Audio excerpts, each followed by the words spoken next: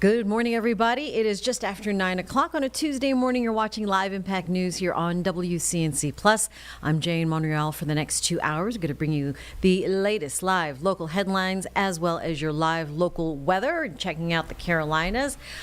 Yesterday, a beautiful day. Hopefully you got around town a little bit because we're hoping for more of the same today with Chris Mulcahy now in the studio with the word. What's the good word, Chris? Bird is the word. I like Besides that, 79. Today is the only day that's going to be actually near 80 degrees. And the way things are going in climatology-wise, this could be one of our last shots at 80 degrees, but realistically, it's really any time between about the 21st until November 10th that we typically, at least over the last 50 years or so, have had our last 80-degree high for the season. So kicking off the day, we dropped down to 46 degrees this morning, which is actually still a lot milder than what we had yesterday. Yesterday was 44, so a couple of degrees difference there. And we're going to continue to add to this list. I think we're going to be even cooler heading into the weekend overall. But I want to show you what's happened over the last 3 hours. At one point, and here, let me stop this. At one point about 3 hours ago, we were 34 degrees in Boone. We're up to 53. Meanwhile, we were 48, 46, but we've now jumped another 6 degrees. We actually 8 degrees over the last hour. This really just shows the power of, one, the sunshine, but also the warm front. We're going to pick up winds out of the southwest, which is the best way that we can maximize our warm-up. And that's right there. You see that warm front that's really starting to aid us. That's going to allow us to be into the mid-70s by about the early afternoon and even approaching 80 degrees by the late afternoon. Now, this will come up with an increase of winds, and that's the main reason why we're going to even see this much of a warm-up, but it's also going to come with a chance for rain. However, looking at the atmospheric moisture, this is puny. This is measly. This is not really a good representation that this is going to be a widespread rain event. Instead, I think it's going to be on the struggle bus trying to even hit down the surface. So yes, I think you have a better shot for it to look like it's going to rain compared to it actually raining. Now, I think some of us will have a light rain shower. I'm not discounting that. From 4 to 10 o'clock, and that's for our entire viewing area, you're going to see a slight chance for a little bit of rain. But for the most part, I think it's really west and northwest of Charlotte that will have any accumulating rain. You could still have rain up to an hour very light that only makes 1/100th of an inch. That sometimes needs a much heavier rainfall for it to exponentially increase. So I think, yes, you could see rain, but not much is actually really going to factor in the near term. Right now, compared to later, I think we're going to warm up another 4 degrees from now for the 10 o'clock hour. We'll be in the mid-70s by about 2 and even approaching 80 degrees by the middle of the afternoon. Beautiful Carolina blues right now, but we're eventually going to see those clouds increase, so here's how that all goes down. By about the mid to late afternoon, we're seeing those clouds increase. It starts to swoop across the area. Then that rain, as I was mentioning, I think this is the window, really from about that 4 to 6 o'clock window of opportunity around the 321 corridor that you could have some accumulated rain, but notice how much dissipates by about 7. So for the evening commute, yeah, you might need your windshield wipers briefly, but it doesn't look to be all that much. But I also want to still have the other outside of things that some of these rain showers stick together. You could have a quick little moderate rain shower, but I'm not really seeing anything really super heavy here at this point. And then the clouds will start to erode and the winds will calm down, but still staying breezy for tomorrow up in the mountains. Our 7-day forecast also shows that this is the top by far. So I want everyone to get outside and take advantage. Lots of sunshine for your Wednesday and Thursday, but if you look a little bit closer at the lows, you can see that we have a low of 42 on Friday, 43 on Saturday, and then back to 46 on Sunday. Increasing the cloud cover likely through the weekend, but we really don't see our next rain chance until next Monday, and that's the main point here, that we're almost done with the month of October, and I can actually bring you to almost the end of October. You're looking at the 10-day. This brings us to the 30th of October. That's, by the way, my friend Carrie's birthday. Happy birthday, Carrie, on October 30th. Well, we have 79 today, and then either side of 70 degrees through the weekend, but then you're starting to see a trend. This is what happens this time of year. More 60s than 70s. Because the last day of October, the 31st, Halloween, averages 68 degrees. So we're now in that transitional period that this is where we have the biggest drops and the biggest transitions. So today stands out from all the rest. And like I said, I'm not saying you will not hit that 90-degree point. It just becomes more and more of a rarity compared to what we had before. So I was mentioning until November, you could potentially have it, but it's really starting today, October 21st to the 28th, that through most of Charlotte history, the 30-year average and the 150-year average has had this during the time period for our last 80-degree day. But of course, with climate change and everything, for the last 5 years, the last 80-degree high for the year was November 7th to the 11th. So just doubling down on my point that, hey, this is going to go away pretty quickly. So if you like the warmer air, today is your day. 50 degrees is a slightly warmer start for tomorrow, but as I mentioned, we're going to have a little dip in our lows. We should still be averaging about 48 degrees for this time of the season. We'll be back there by about Monday, heading into Tuesday. So that's the near-term forecast for us, but I do want to venture to one other aspect here that we, of course, are always tracking the tropics. It seems I would have said that enough times this year. Well, all in all, it has actually been a pretty quiet season. This as of right now, and it's still looking to trend that way. Will be the first year in 10 years that we haven't had a landfalling hurricane. We have had, of course, tropical storms. It was Chantal. It was still deadly, but not a landfalling hurricane in the United States. And it looks like we're still going to hit that trend, and that's actually only 34 times in hurricane history that we've ever hit that feat. But we do have a new one that's popping up. It is very rare that we have a 100% chance for development. So that means that it's not if, we will have Tropical Storm Melissa as early as 11 o'clock today, and I think as late as maybe 11 o'clock tonight. But I think realistically, it's either the 11 o'clock or the 2 o'clock update. This is going to be Tropical Storm Melissa. And the reason why I'm saying this is it's already a tropical storm as far as wind strength goes. It's right now Tropical Wave Invest 98L with 50-mile-per-hour winds. As soon as you hit 39, you're a tropical storm. The reason why it hasn't been classified is it doesn't have a clear center of circulation that will classify this as a hurricane or tropical storm, and we'll even have a chance to become hurricane strength. And the model track does not have this effect in the United States, but this is going to become a big deal, I think, rain-making wise for the island of Hispaniola. So Haiti, the Dominican Republic, even looks like Puerto Rico could be slammed by this, but there is a chance that could extend a little bit further west. The other scenario kind of brings it a little bit closer to Cuba, but for the rain-wise, what I thought was really interesting is rainfall over the next 7 days. This is realistically the next 5 days. That is putting us up to 10-plus inches of rain in parts of the Dominican Republic, Haiti, and then also over to San Juan and Puerto Rico. So this is going to be a big deal as far as that's concerned, and then it likely is going to steer away from the United States. But I just want to kind of get that out of the way as well. Something that we're watching very closely. So yes, it is October. We're talking about pumpkin spice, pumpkins and all that jive, but it is still very much hurricane season. Lot of rain then for the islands. Some people are taking their vacations there right now, and cruises are going to be affected. So yeah, thanks for keeping an eye on that. You have your Halloween costume as a family? Dragons. Dragons. Yeah. JT's a blue dragon, and we just have dragon wings. We always kind of do that. Nice. JT was going to be a Teenage Mutant Ninja Bat. Oh, okay. So, I was messing with him. I was singing different animals instead of turtles, and then he drew onto the bat. But if you think about it, still have the bat wings, but in dragon form. The creativity to that works. Why not a bat? Yeah, I know. Why not? Yeah. Last year was actually pretty epic. I can share some pictures of this. JT was Spider-Man. I was Rhino, and Kim was Doc Ock, if you know the characters. So, yeah, we really went all out. This one's just dragon wings. It's easy. Dragon wings.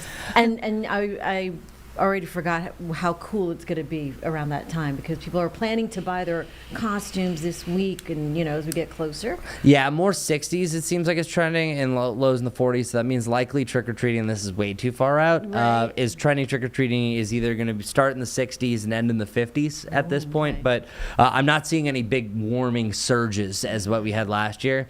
And by the way, I don't know where we're going this year, but last year we went to McAdenville. Yeah. McAdenville is not just known for Christmas.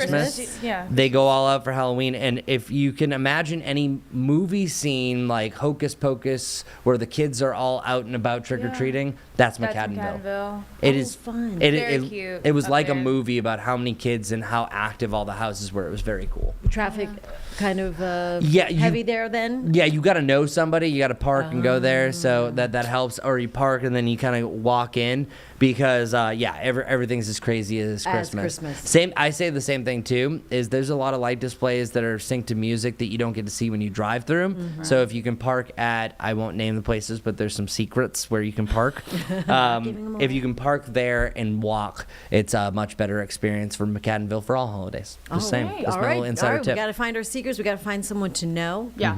In McAdenville to get That's hooked who you up. know. That's life. Yeah, no kidding. Everywhere, holidays and likewise.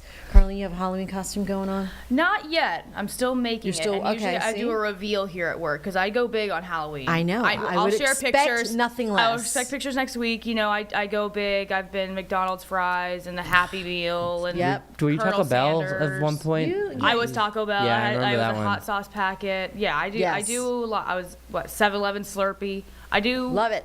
I go in. Are we sticking with the trend that I'm seeing here? Is Yeah, it- probably. Okay, cool, Some cool, kind- cool, I have a cool. niche and I want to stick to it. You know what I mean? I like that I though. can't wait. Yeah, and they're always very professional whenever I see them. Yeah. I A Bojangles chicken finger would be. see that Yeah, one I seems thought about complex. Have you been sorry if you just said this. Have you been a burger? I haven't been a burger yet. Okay, Okay. there are some things. Usually Possibility. I stick to more of like packaging. Oh, Like box the like packaging of yeah. things. Whataburger, what I mean? now that it's partnered with Panthers, maybe a That- Whataburger yeah, ketchup that's packet. true. Those ketchup packets are kind of cool. I have it as a Yes. mouse pad. You have it as a mouse pad. That is Like a cool. real mouse pad. What are the actually. ketchup packets like? I mean, it's red, but it's a nice little. That's on the stripies. It's a nice dish. You just- Oh, I get what you're saying. Yeah. Yeah, I know what you're talking about. Yeah. Yeah, okay.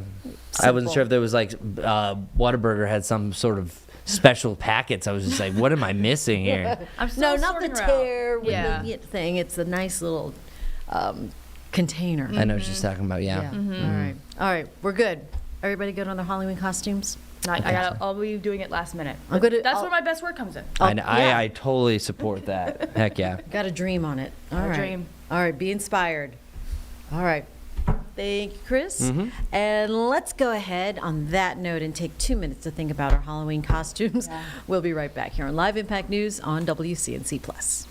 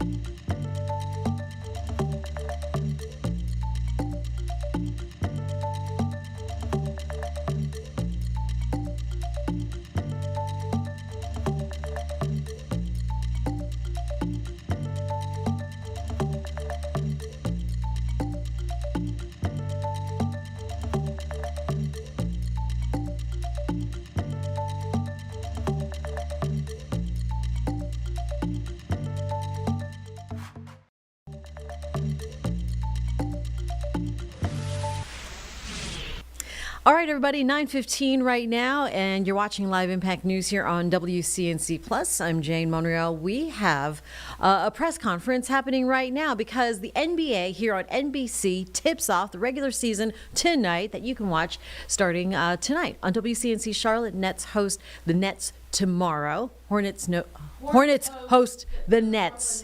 tomorrow here at home. But let's go ahead to this press conference because the Spectrum Center has seen plenty of renovations for the beginning of the season. Let's go ahead and listen in here on Live Impact News on WCNC Plus. We are always moving forward in the city of Charlotte, and it manifests as you walk through this building. From the beginning, this arena has stood as a centerpiece of Uptown.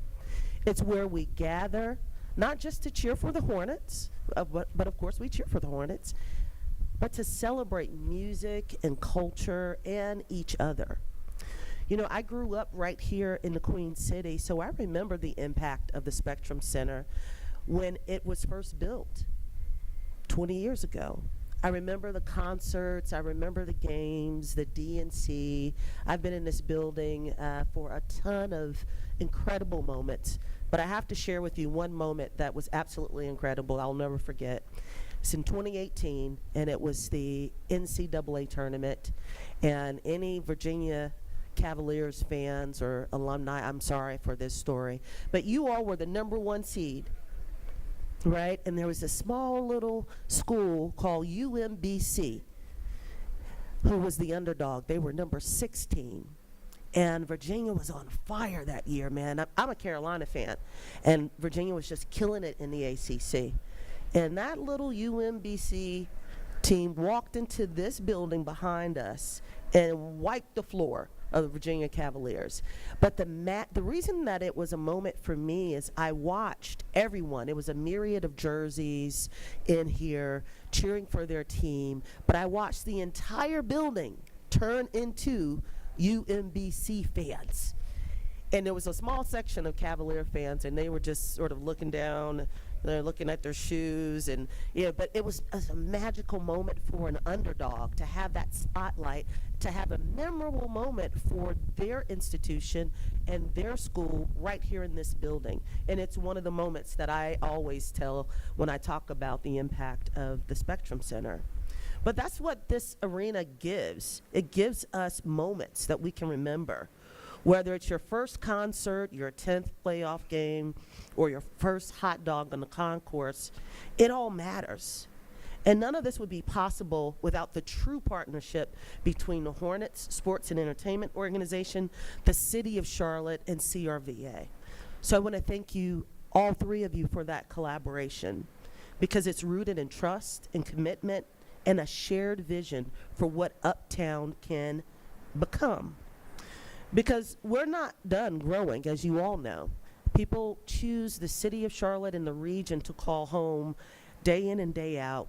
So we are reimagining what the future can hold, a future where Charlotte leads the way in sports, in tourism, and entertainment, a future where all venues are welcoming and accessible and and are full of energy 365 days of the year.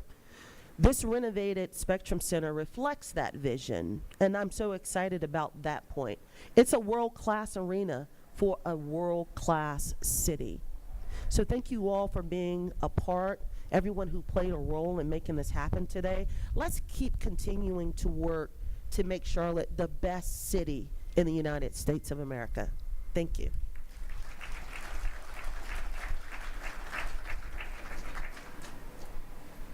Thank you, Mayor Pro Tem. Now I'd like to invite up a person who's been managing the arena renovations day in and day out, and her reward is I don't think she gets an off day for the next 3 months because we're booked pretty solid. Hornet Sports and Entertainment Executive Vice President and Chief Venues Officer, Donna Julian. Okay. Thank you, Sam, and good morning, everyone. What a day to be out here together. October 21st, exactly 20 years ago, we opened the Spectrum Center to a sold-out Rolling Stone concert. Since then, we've welcomed more than 24 million guests who've come to cheer, to sing, to celebrate, and to connect. From the Rolling Stones to the NBA All-Star Weekend, from high school graduations to the ACC basketball tournament, from the Democratic National Convention to the Charlotte Invitational, this arena has been the backdrop for so many incredible Charlotte memories. And tonight we celebrate that milestone with Stevie Nicks, who an icon in her own right, who will be here for the 6th time performing at the Spectrum Center. Talk about a full circle moment. We spent 2 off seasons transforming every inch of the Spectrum Center. The past 2 nights, we welcomed fans back in with an unbelievable performance of 2 Billie Eilish performances. Standing in the main lobby, watching fans pour through this building, energized to be back at the Spectrum Center, was an incredible moment for me. To see the building come alive, I had a great sense of pride that we collectively as a city have built something special for our community. Many of you joined us for our sneak peek, and you saw this elevated experience. And as you experienced, this wasn't just a renovation, this was a reinvention. We reimagined every inch of this space with our guest forefront of everything we strategized about. Every fan entering this building will be positively influenced and impacted by these renovations. New seats throughout the Arena Bowl, expanded, remodeled Uptown Concourse, Belt Concourses, vibrant gathering spaces, the Lunenville North District, the South District. The Baseline Bar now offers clear sightline on the court action, and the 704 kitchen that will highlight some of our local restaurant favorites. Beyond the public-facing upgrades, we've added frictionless technology for fast entry, refreshed every restroom in the arena, significantly enhanced our back-of-house spaces to better support the needs of our teams, our promoters, our production crews, and our entertainers, positioning the Spectrum Center for long-term operational success. This renovation was a labor of love for me, a team effort. To our partners, our teams, and the thousands of workers who made this happen, I thank you from the bottom of my heart. You've helped us create a space that's not just a world-class arena, but deeply rooted in our community, and it's truly an honor to have worked with each and every one of you. So let's celebrate. Spectrum Center is back, better than ever, and ready to create more memories, more unforgettable experiences for the Carolinas, and I thank each of you for being here today. Thank you.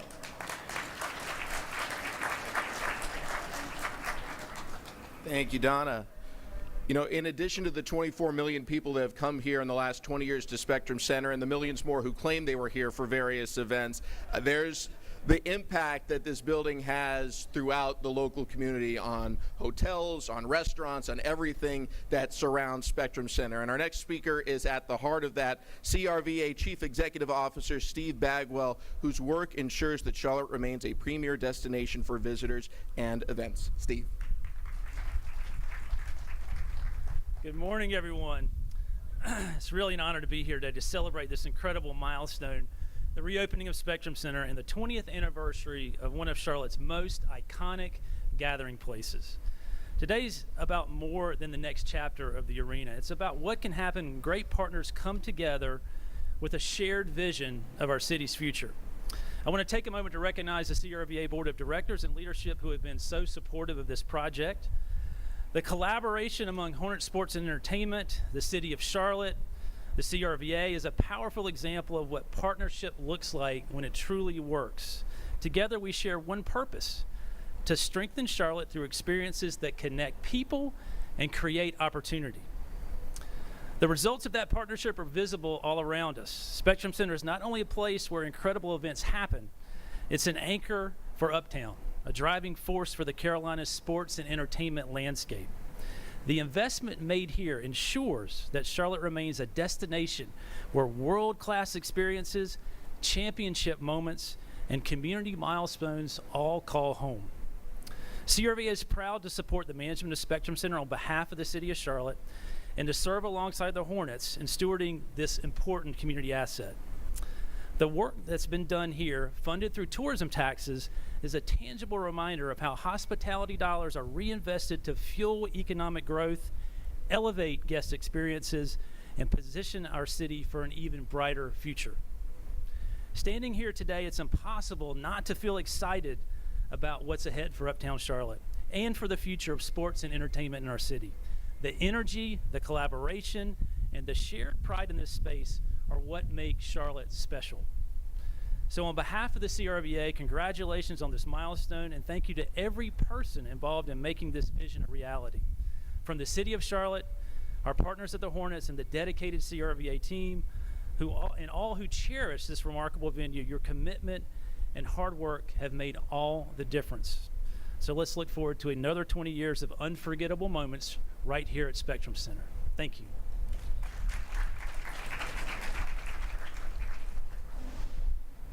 Thank you, Steve. All right, one more speaker for today, and it's someone who is a true visionary at the heart of this reimagining project, as well as all of the projects going on throughout Hornet Sports and Entertainment, and many more to come.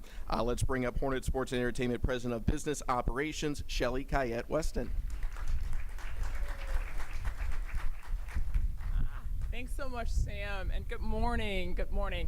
I came here, actually stood at the doors of this venue one short year ago when I moved to Charlotte to kick off this project. And so it's amazing to really be back here to see a fully transformed venue and arena together with you.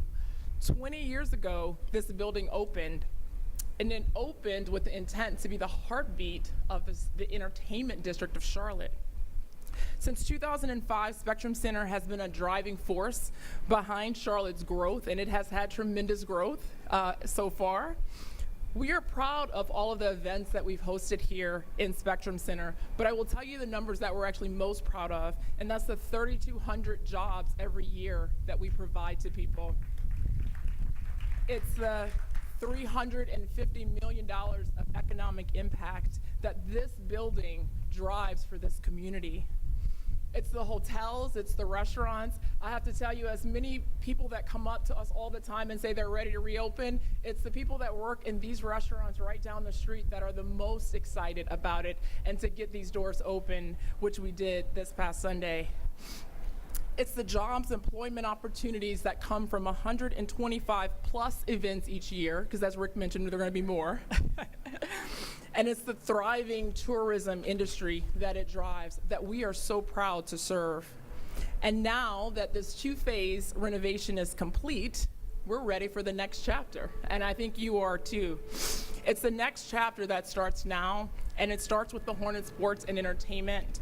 It starts with a new era of ownership led by Rick Schnall that you've heard from earlier today, and Gabe Plotkin. It starts by having a vision of being the premier NBA and entertainment facility. It starts with the young, talented core of players that you're gonna see on Wednesday night, because I know all of you are gonna be there for our home opener. A new era, everyone, is underway, and I hope you feel it, because we are energized about it. This renovation is so much more than just seats and walls and vibrant colors in the building. It's really a place that creates vibrancy. It's a place of inclusiveness. It's a place of energy for everyone in this community. We couldn't have done this alone. It takes a village, as you all know. Thank you again to the city. Thank you to all of your team members, because you all are represented here today, but we know that you have a lot of people working behind the scenes. I want to thank Steve Bagwell and the CRVA. We are partners all year long, but the last two have been even more of a partnership, so thank you. To the incredible design and construction team, from our architects at Perkins & Will, Neighboring Concepts, the construction team, Turner, D.A. Everett, our consultant firm, CAA Icon, our concession partner, Levy. This has really been a partnership. And again, all of you are represented here, but I know we have worked with so many OAC meetings and so many meetings with all of your teams, so we are so thankful for all of the effort that they have all provided. And I also want to give a thank you to the 3,000 construction workers that have really been the heartbeat in here. So if anyone has come on a hard hat tour throughout the 2 years, they have been the driving force to make this come to life, and they have done a phenomenal job doing so. Finally, I do want to thank our Hornet Sports and Entertainment team, because while we do have an NBA team to operate and concert venue as their day jobs, they have been really focused on this effort. A special thank you to Donna Julian, who I think has lived here. I think you've got a bed set up in here and has been ushering this to life. to our CFO, Travis Ferguson. You guys have shepherded the leadership with everyone at HSC, and I just want to really thank you for your leadership in that effort. And to all of the Hornets team members that are here today, thank you for putting so much passion into this project as well.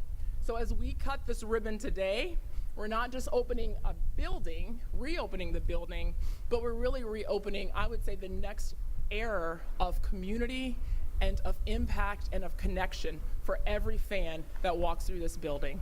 So thank you all, and I hope you're ready for what the next chapter looks like. All right, thank you, Shelley, and thanks to all of our speakers for your inspiring words. And now it's time to open up that new era here at Spectrum Center. So I'd like to invite all of today's speakers to come back up, as well as a few others. Hornets President of Basketball Operations, Jeff Peterson. Hornets Chief Financial Officer, Travis Ferguson. Turner Construction Vice President and General Manager of the Carolinas, Drew Killer. D.A. Everett, President and CEO, Donovan Everett. Perkins and Wills Southwest Sports Recreation and Entertainment Practice Leader, Joe Dyer. CAA Icon Senior Director, Marcus Brimley. Charlotte City Manager, Marcus Jones. HTA President, Mohammed Jenishian. Charlotte City Center Partners President and CEO, Michael Smith.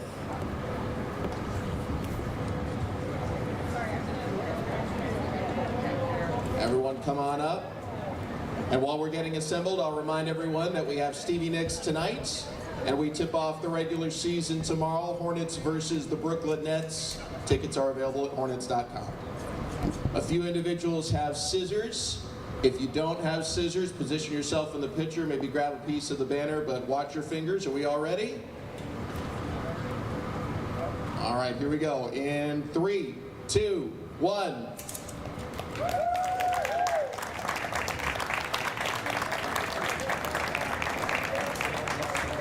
Congratulations, everyone. Here's to 20 more great years here at Spectrum Center. That concludes our formal ceremony. We'll have some specific groups for pictures, but thank you all for being here and celebrating 20 years at Spectrum Center.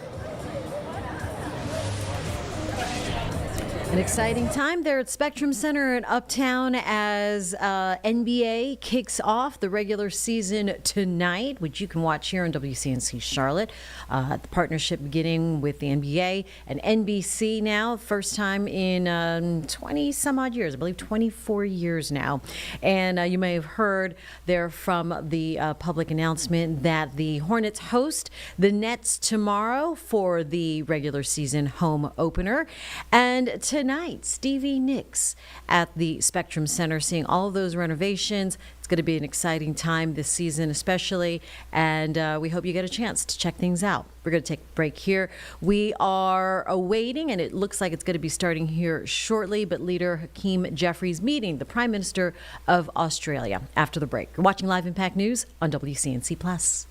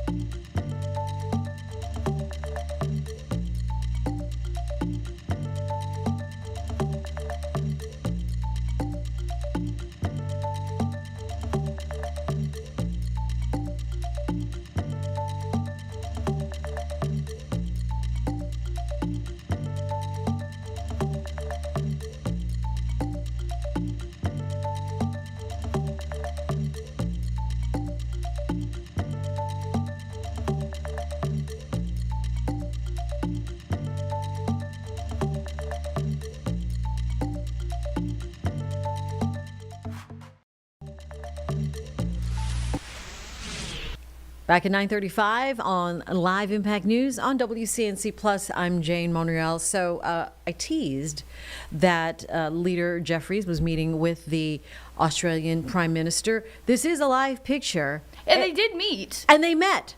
And it actually only turned out to be a photo op. It was a handshake. They picture, flashed some bulbs, and click, then they click. kept walking. And so they're beyond these flags now. Yeah. But, just wanted to show you that it happened. It happened, We saw it. everybody. If you take our word for it, we saw it happen. It was very quick and brief. We thought there'd be some sort of chat. There wasn't. There wasn't. And that was that. There you go. We are going to, we are expecting to hear from House Speaker Johnson here. Top of the hour, 10 o'clock, as per usual, every day since the federal government shut down. Today, of course, day 21 now. So House Speaker Johnson and the rest of the GOP House leadership will probably come on here around 10:04, something like that. We'll go to that, dip into that feed when we see it come up on our monitors. In the meantime, a significant demolition at the White House, making room for a new ballroom. The president and Australian Prime Minister, they did meet yesterday. We had that here on Live Impact News. And Vice President Vance is headed overseas to deal with the ceasefire, which is still very fragile, but holding in place in Gaza. So let's get the latest now from NBC's Alice Barr in Washington. This is WCNC Plus. A busy day in a White House under construction as crews begin demolishing part of the historic East Wing facade to clear the way for the massive ballroom addition President Trump has long touted to host more guests. This was the ballroom, and this room holds 88 people, and the new one will hold 999 people. The White House says the president and private donors will cover the estimated $250 million cost, but the renovations reverse an earlier Trump pledge not to touch the original building, and many Democratic lawmakers are slamming the move. While inside the White House, President Trump and the Australian Prime Minister signed a new deal Monday to invest in rare earth minerals, critical to producing advanced electronics and defense technologies. In about a year from now, we'll have so much critical mineral and rare earths that you won't know what to do with them. The move seen as a bid to counter China, which has a near monopoly on extracting and processing rare earths and has moved to curb exports amid high-stakes U.S.-China trade talks. At the same time, Vice President J.D. Vance arriving in Israel today, joining efforts to hold the fragile Gaza ceasefire together after violent flare-ups. President Trump upping the pressure on Hamas to stick to the terms and disarm. They're going to behave, they're going to be nice, and if they're not, we're going to go and we're going to eradicate them. The president again underscoring that would not include U.S. troops on the ground. In Washington, Alice Barr, NBC News. And you heard there that Vice President Vance will be in Tel Aviv and dealing with the ceasefire situation. We are expecting to hear from him live around 11 o'clock our time this morning. Of course, Charlotte Today airs at that time, so we will go ahead and bring that to you when we come back with Live Impact News starting at 12:30. Maybe a little bit of that will be played for you during the midday on WCNC Charlotte.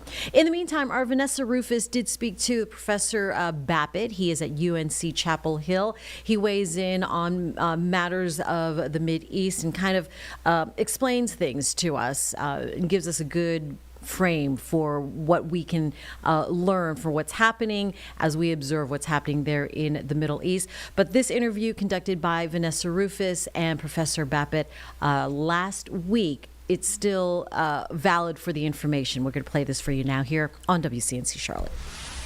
We want to talk right now about the big international news. And of course, lots of folks saw Monday that really chill bump video showing all of these families reuniting as there was this release of 20 hostages, 2,000 Palestinian prisoners and detainees freed as well. And And a lot of talk right now about what comes next with this Gaza ceasefire. We know that the president has been very triumphant here this week, declaring peace in the Middle East between Israel and Hamas.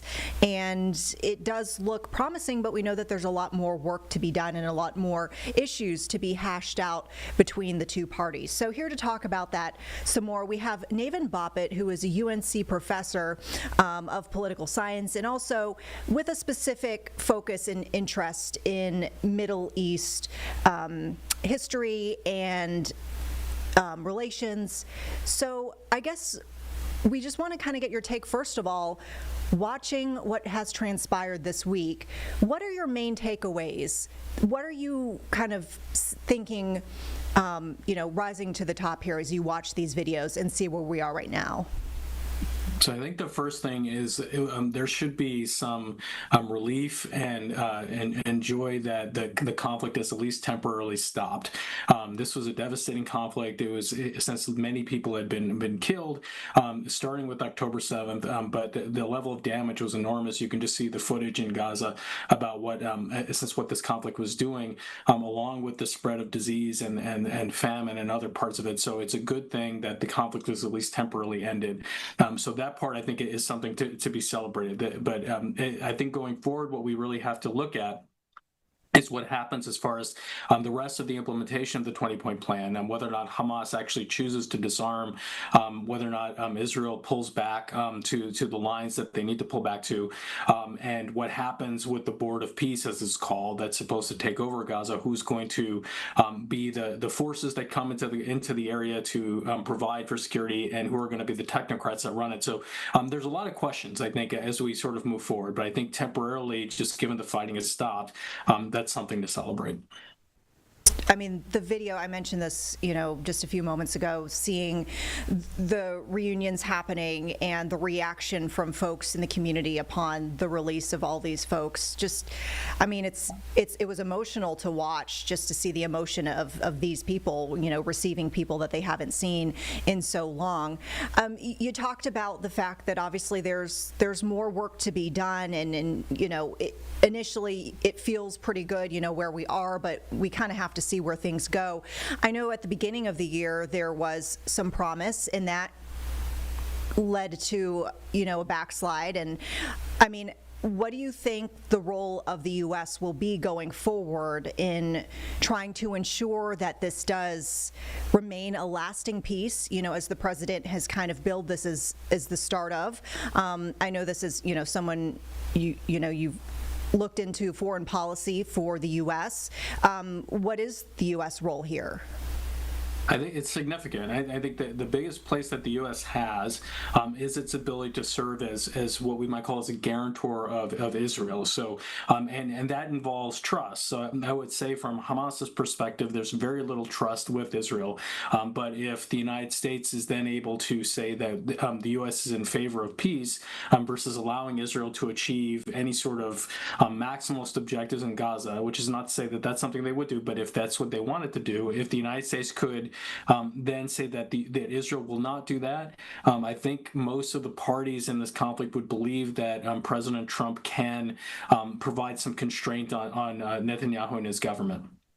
So I think that's the big role, and if that's the case, that might give the Palestinians an incentive to continue complying. In a sense, they have really little choice because Hamas has been so badly damaged. So what then needs to happen, because Hamas is so badly damaged, is there needs to be some constraint on Israel trying to take advantage of the situation.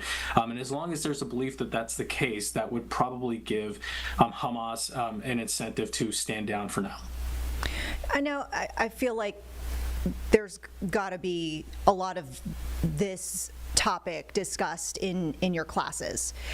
What do you tell your students as they're watching this? How do you prep them, I guess, in the way of, catching them up to speed, more or less, on the enormous background of how we even got to this moment in history?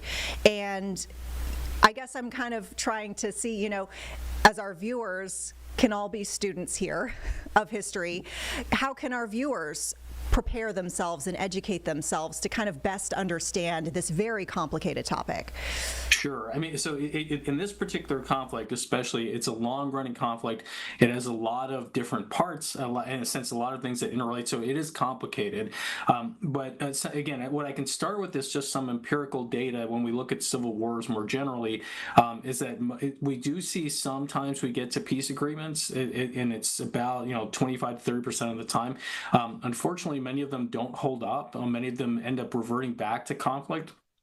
So one example we can think about from recent memory is Oslo. There was a peace agreement made, and both Israel and the Palestinians ended up going back to conflict, and we're here. So there is a chance we'll see this, since this deal not reach full implementation. But given that violence has stopped for right now, at least there's hope, which wasn't there a few days ago. So, and one of the things that works in favor of this agreement, I think, is that there are several guarantors of it. So I mentioned the United States with Israel, but also we can look up Egypt and Turkey and some other ones that might provide some constraint on any sort of on Hamas or any other group that wants to provoke the Israelis. So there is, I think there is some hope, but there is a lot of details that still need to be sort of pushed through. Yeah, you mentioned these other guarantors. I was going to ask about that, the other parties that could have a beneficial role in moving forward this peace. And I guess, the other nations that you mentioned, are those roles, forgive me for using these terms, but use of force type of roles? Are these more incentivizing types of, forces? How do you foresee, for example, Egypt and other nations that are having a stake in this participating in this effort? Yeah, I don't see those as use of force roles. I don't think they would be willing to use force in this particular theater. What they can do, though, is to try to work with the governing body or the in Gaza to try to promote some restoration of life. And what they can do is also serve as mediators, which means that while Israel doesn't necessarily directly talk to Hamas, the United States might not either, they can pass information to both the Israelis and the United States about what Hamas is trying to do. Qatar, for example, has served this role for a long time. They've been an intermediary between different groups and in Israel and the United States. So that's one way you can get talks continuing, and it also helps when there is it's sort of a third party that has an interest in peace that can pass this information on, so it's not necessarily thought of as being biased. So that's an important role, is just to try to pass communications on, and that can be something that can allow both Israel and Hamas to communicate with each other, which if they were both to do it just on their own, that might not go very far. What are you looking for going forward? What do you expect to come next, maybe in these discussions, and/or what will you specifically be watching to see whether this is moving forward as a success or not? I would say the biggest thing to look at is what Hamas does as far as disarmament. That's going to be part of this condition, or that's part of the plan that they have to disarm. They did not accept that part of the deal. They accepted the part where there would be these prisoners exchanges and a temporary cessation of violence. Ideally, it's a long-term cessation of violence, but they did not accept the part where they had to disarm. Israel has said that that's a critical condition, and they want to see Hamas disarm. So that's the thing I would look for. If they disarm, how they disarm. Is it public? Do many of them turn in their weapons? Is there any guarantee that all the major fighters of Hamas have turned in their weapons, and does that satisfy Israel's conditions?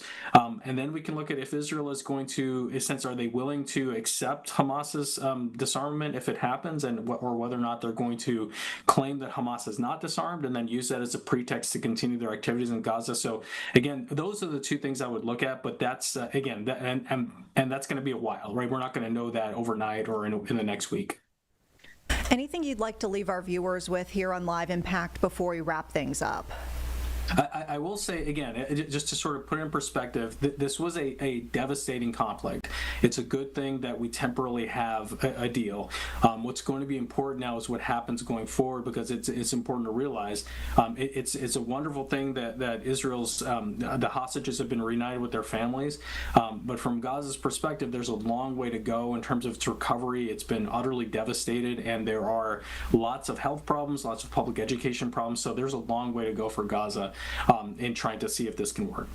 Yeah, well, of course, we'll be watching very closely. I know you will as well. Thank you again for all of your insights here today, and we hope that you join us again here on Live Impact. Navin Boppet, thank you so much. Thank you. And again, Vice President Vance will have a press conference around 11 o'clock our time from Tel Aviv with the latest as he plans to make some comments from the Middle East on this ceasefire, the latest there from Israel and Hamas. We're going to take a 2-minute break here on Live Impact News on WCNC Plus.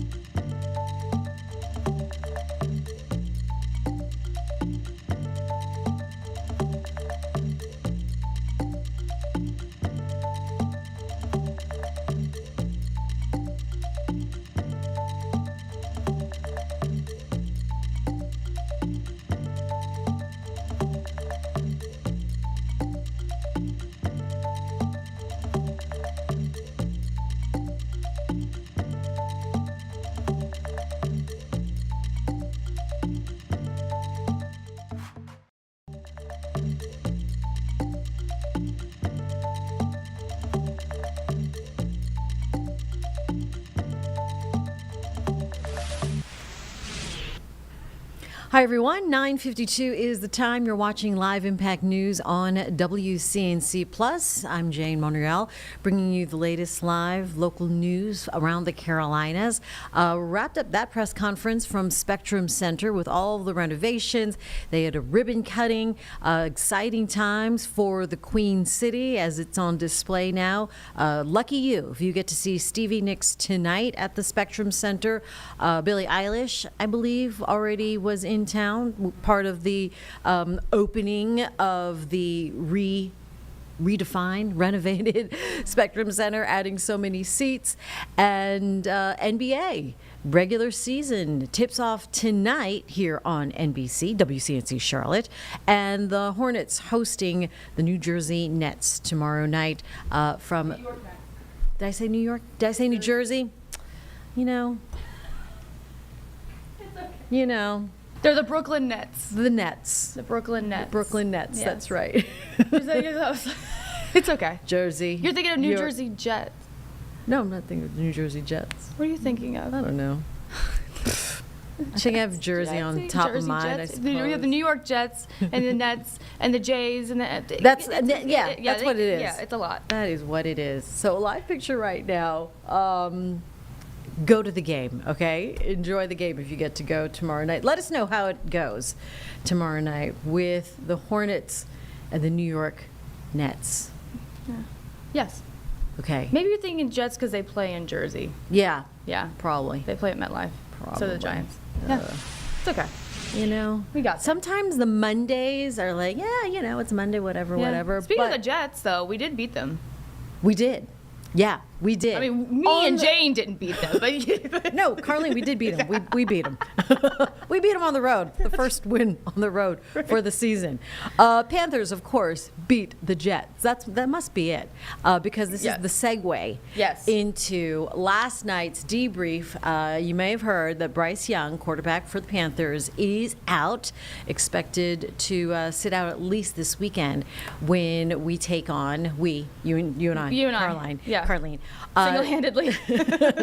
We're going to take on the not the Brooklyn Jets, but the Buffalo Bills. This Bills are Carlene's coming to team. town. Yeah. Yeah. So our Danielle Stein did last night's show. Yep.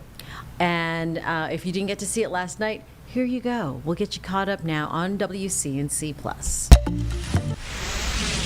All right, we're 3 for 3 here on Panthers on the Plus since I've been in this seat. 3-game win streak. Panthers now move to 4-3 on the season, above 500 for the first time in nearly 4 years. So vibes are good, but as we were just saying, at what cost? And with that, I'm bringing in my good friend Willie P. from WFNZ, who is, as we know, utility man of all things Charlotte sports. We got the post-game coverage for the Panthers. We've got, of course, the voice of Charlotte FC. We're going to do all of this today, but we have to start Panthers, right? I think you have to.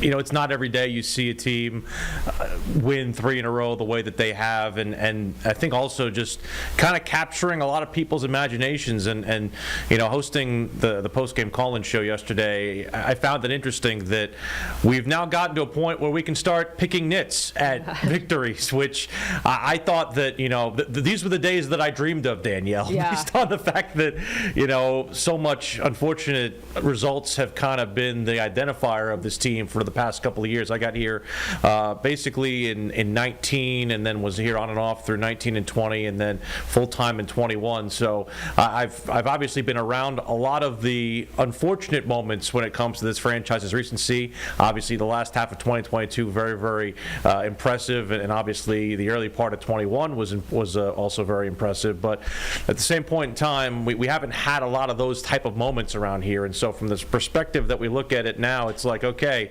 you win 13-6, people have complaints. Maybe that means they've turned the corner, which is a positive thing. No, it's so funny. I saw a reaction on social media because the Panthers posted just final : Panthers 13, Jets 6, and people are like, you're tweeting this as if it's a loss, like just with no expression, but it's like, we're really going to be downplaying because it's that kind of a scoreline, but that's a defensive scoreline. It is. And we heard from Nick Scott just now, and we're like, do you love a game like that where you're holding them just to 2 field goals?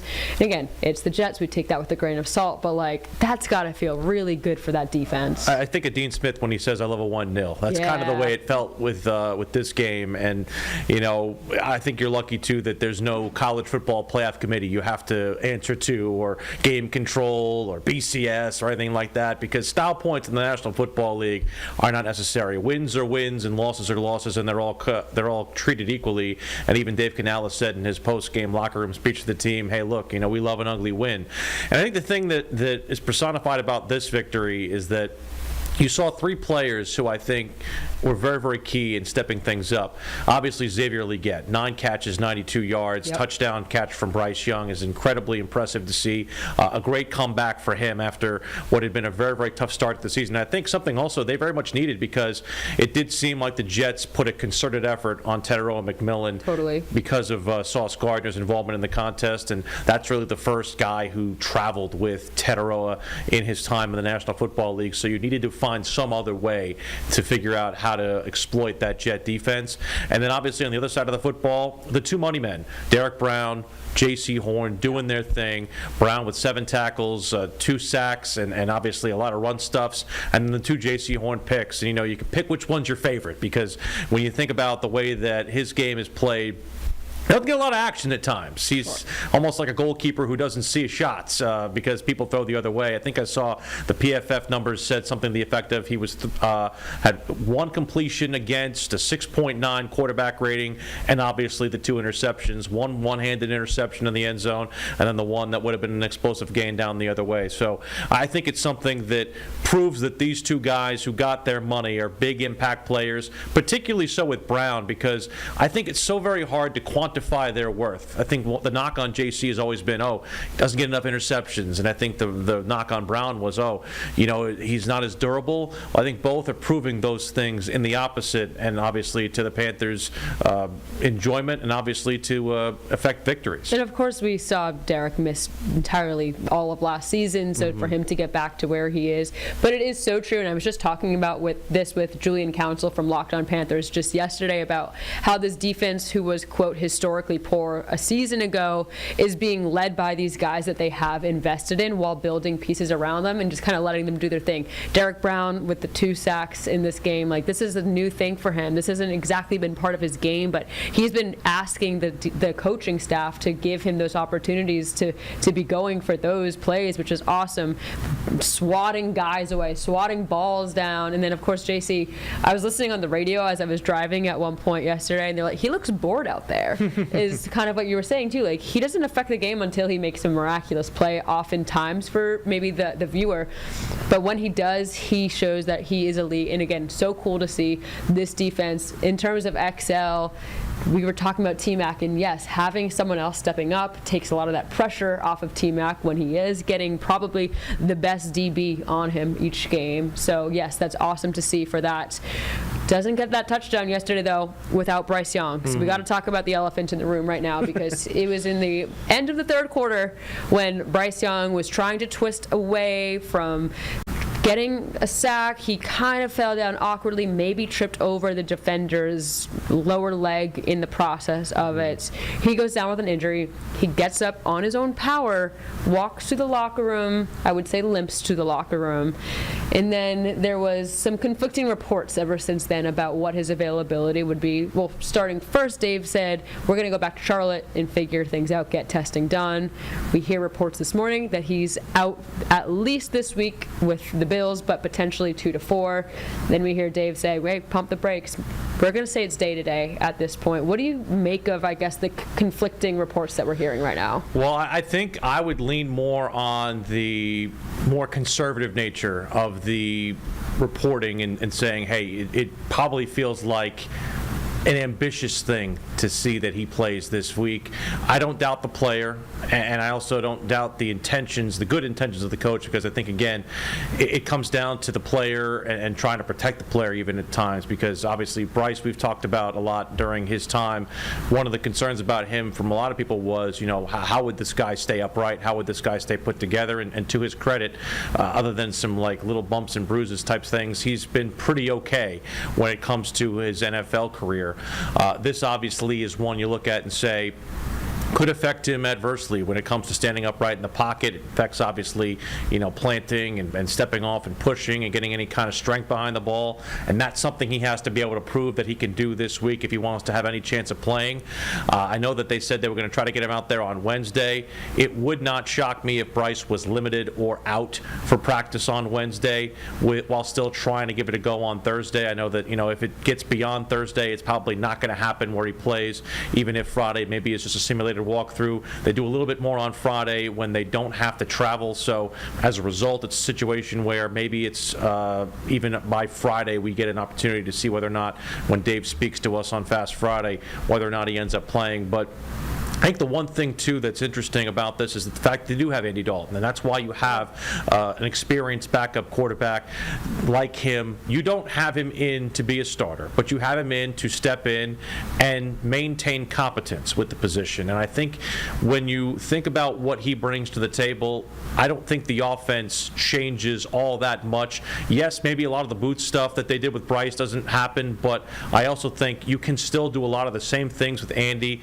that you do with Bryce. A lot of play action, obviously, when it comes down to the run game, that's obviously going to be a big feature. And I think, too, the thing that it comes back down to is you have to prove you can pass it in order to be able to run it effectively, because we know that Carolina's run game has been their most effective part and most effective weapon this season. Yeah, I want to go more into what this offense could be looking like, whether it be Dalton or whether it be Bryce Young this coming weekend and potentially moving forward in the near future. But we're going to take a quick break and get back to that in just a few. All right, so there are some question marks around the quarterback position as we enter Week 8 back at home for the Panthers, bringing in the Buffalo Bills. This is a team, obviously, that has experience with Andy Dalton. It was a different situation last year, not an injury-related one. It was more of a benching one. Hi, everyone. Jane Monreal here with you at 10:04. We're going to put a pin in Danielle Stein's coverage of the game and Bryce Young and everything. Carolina Panthers, because, as expected, like clockwork, House Speaker Johnson and GOP leadership speaking now on the government shutdown. Latest comments here coming up live on Live Impact News on WCNC Plus. Hundreds of billions of dollars. We have federal workers who are desperate for pay and uncertain when they will get their next paycheck. You got families wondering if they'll go without food assistance next month because many people rely upon that. New federal loans and disaster aid have come to a complete halt, and the stewards of our nuclear defense stockpile are being sent home on furlough. Think of the implications of all this. All of it hurts the economy, it hurts our national security, and it hurts the American people, and the Democrats seem not to care. I was watching Republican Senate Majority Whip Barrasso this morning on an interview, and he said it, I think, very succinctly. He said the Democrats are practicing the politics of pain. I'm not sure I could say that any better. That's exactly what it is. And you think of what's happening right now. Think of what they have demanded in exchange as a ransom, the hostage they've taken to reopen the government. They're demanding taxpayer-funded health benefits be restored to illegal aliens. They're demanding that we spend billions of dollars overseas for ridiculous programs that the American people do not support.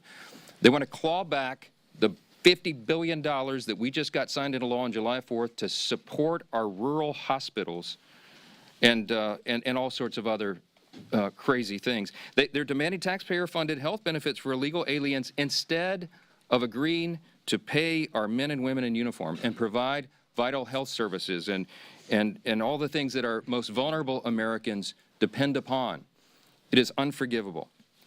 And this is an indisputable fact. Everybody can see this, and everybody in this room knows what I'm about to say is true. Chuck Schumer and Hakeem Jeffries are terrified of their far left base in New York and around the country. So they have given in to their demands to shut down the government so that they themselves can get the left's approval and somehow salvage their political careers. That is the whole story in one sentence, okay? That's why Schumer said shamelessly that every day of the shutdown gets better for us. Who's the us? He's talking about he and Hakeem and the Democrats who are afraid of the far left base. So today I want to put a finer point on some of the very real consequences we're seeing and what they mean for Americans around the country. And I'll zoom in on some of these key Democrat states where the senators continue to dig their heels in and vote against opening the government. Yesterday from NBC News, here's the headline: Air traffic control staffing issues cause flight delays across the country. The Secretary of Transportation said 53% of flight delays are now due to staffing issues, and usually that number is 5%. From Colorado, food banks face growing crises as shutdown impacts become a reality. That's the headline from Sky High News. What are Colorado's two Democrat senators doing? You've got Hickenlooper and Bennett. They have both now voted 11 times to keep the government closed. Virginia, here's the headline yesterday, KSL. Virginia employees fear shutdown's impact on veterans' medical care. And meanwhile, their two Democrat senators, Tim Kaine and Mark Warner, have voted repeatedly to put their thumb in the eye of those veterans, and they won't end this pain. From Hawaii, Hawaii News Now says, headline, government shutdown impacts telehealth for seniors in Hawaii. Seniors in Hawaii rely upon telehealth. Guess who's shutting it down? Their two Democrat senators, Brian Schatz and Mazie Hirono, voted again and again to keep the government closed and disrupt the health services for seniors in their own state. They've got a lot to answer to. From California, here's a headline, ABC 7 News. Alameda food banks step in to help TSA workers, families impacted by government shutdown. That is disgusting. And both of California's senators, Padilla and Schiff, have voted 11 times to block the pay of those TSA agents and their families, the paychecks they rely upon. From Illinois, WIFR, yesterday, federal courts in northern Illinois reduce operations due to government shutdown. The courts are reducing operations, and you've got Illinois Democrats, Senators Duckworth and Durbin have voted to keep the government closed. We could do this all day long. That's a sample. Democrats used to care about the harm that shutdowns caused hardworking Americans, but now we can all see very clearly that was always based on politics and not principle, because they have thrown the principle out the window. And yesterday, there was an article from The Hill that laid bare that very fact. A Democrat senator was speaking anonymously and admitted, quote, people are going to get hammered if they vote for the House passed bill to reopen the government. The clean, nonpartisan CR, they're going to get hammered. Another insider said in that same story, quote, we would have enough votes to reopen the government if people were not terrified of getting the guillotine, okay? They mean it metaphorically, but in a political sense, that's exactly what they're concerned about. And think about the fact that we're just laying out here. These are simple facts. We come out here every morning and remind the American people of what's going on. Do not let them distract you from the facts. The American people would have an open government if Democrats were not terrified of their radical base. That is the headline. Every single one of you should write that. And that's the ugly truth. The Democrats are not governing in good faith. They're covering their own tail. They're out here decrying the so-called forthcoming health care crisis, they say. It's the one that they themselves created. The Democrats created Obamacare.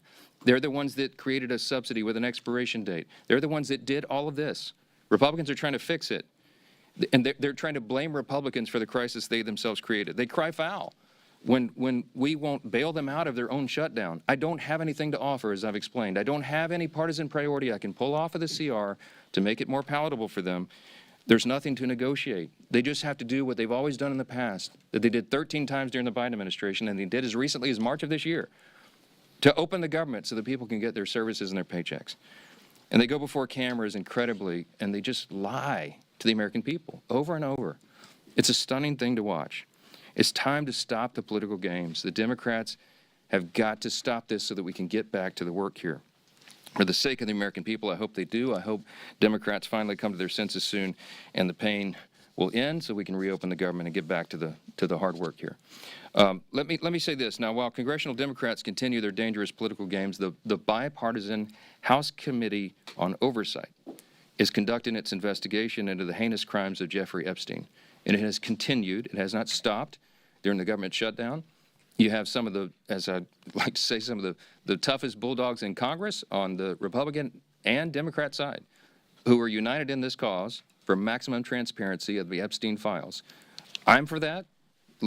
Chairman Comer is for that, the Oversight Committee chair. You'll hear from him in a moment. All these leadership team are, all the Republicans in the House are for maximum transparency and always have been. My good friend, Chairman James Comer, is going to give you an update on that shortly, but I just want to make a couple of key points very clearly before I bring him up here. Congressional Democrats are rudderless right now. I don't know how else to describe it.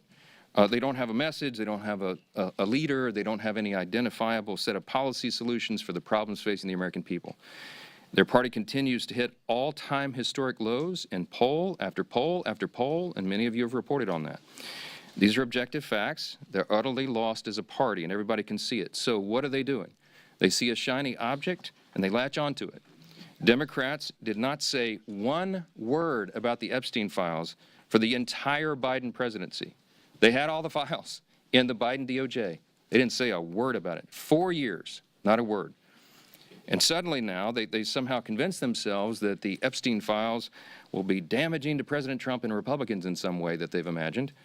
And so they feign outrage.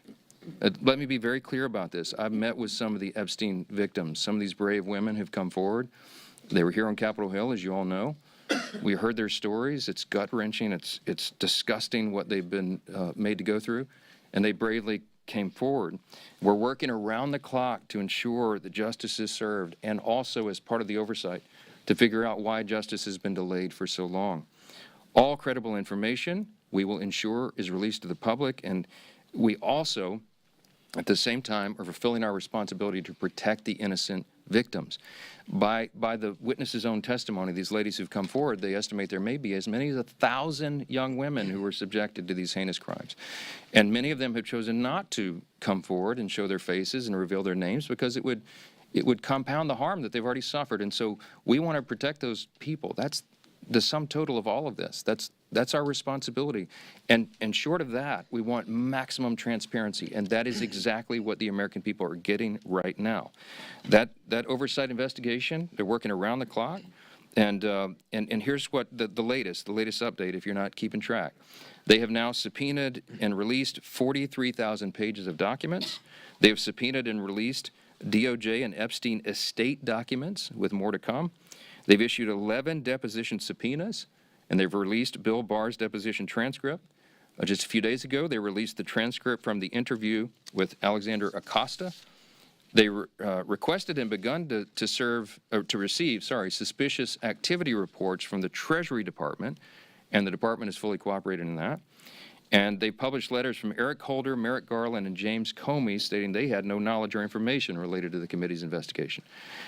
Those documents include the ones that were released on Friday of last week, okay? The Epstein estate documents include his personal phone logs, his travel logs, his financial records, the ledgers that many people have been wanting to see, and even his daily calendar. The investigation and continued document release is ongoing even as we speak. And let me say this clearly as well. The Bipartisan House Oversight Committee is already accomplishing what the discharge petition, that gambit, sought, and much more. The Epstein estate files that have been this new treasure trove, the third batch of information released right now, was not even included in the discharge petition. Didn't even think of it.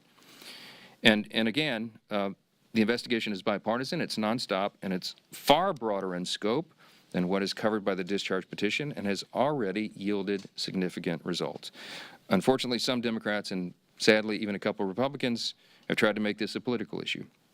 They seem to be more interested in trying somehow to lay a glove on the president than in securing justice for these victims, and I think that is shameful. But as Chairman Comer will tell you, the work of the bipartisan investigation continues, and we brought him here to share with you some of those thoughts. Chairman Comer, thank you for your hard work, and take it away. Thank you. Well, thank you, Mr. Speaker. As Speaker Johnson already said, All right, today before marks the the 21st next speaker day here of with the House Schumer Speaker shutdown. Johnson now wrapping up Democrats' his political opening games are statement as the hurting government shutdown is into day 21, just about 3 weeks now. We're going to take a quick break here on Live Impact News on WCNC Plus. More with the live press conference happening out of Washington in 2 minutes.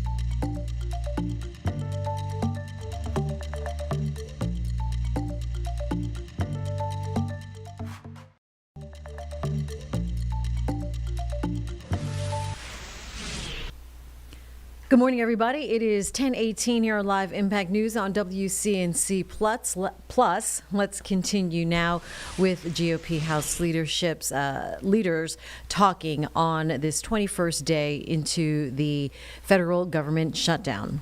Clinton had far closer ties to Epstein.